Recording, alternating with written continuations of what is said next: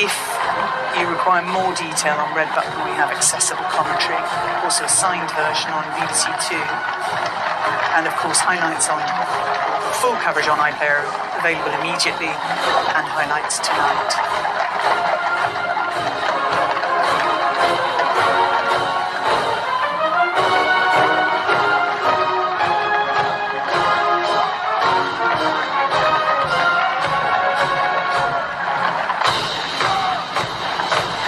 You see there the very back of the procession. The front of it already has reached the gardens of Buckingham Palace, and the back of it now into its last section down the Mall, and colours being lowered as the state coach goes by. Yes, the soldiers will use their rifles to salute, and then the young officers carrying the colours will lower the colours. I was talking about how tricky that becomes when they are wet. I mean, it's difficult enough normally, but when they're wet, they'll be 3 times the weight.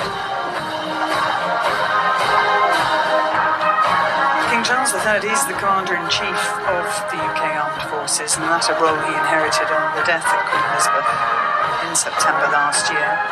And he holds the highest rank in all 3 services, so Field Marshal, Admiral of the Fleet, and Marshal of the Royal Air Force. Yes, and of course Captain General of the Royal Marines.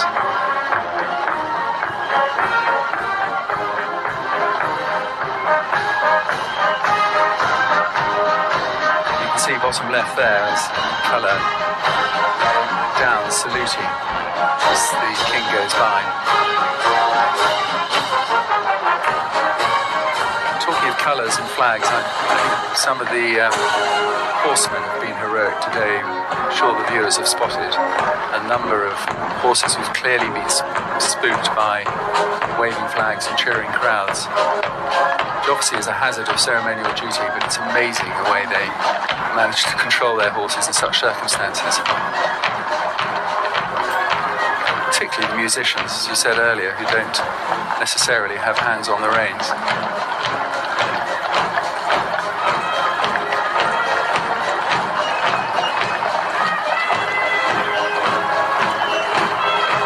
And talking of horsemanship, you see that Her Royal Highness the Princess Royal there, back right of the gold state coach, so relaxed in the saddle. And it's not easy riding. The point is, A, it's not easy riding, but B, riding in uniform, riding in boots that have no give, that are stiff, that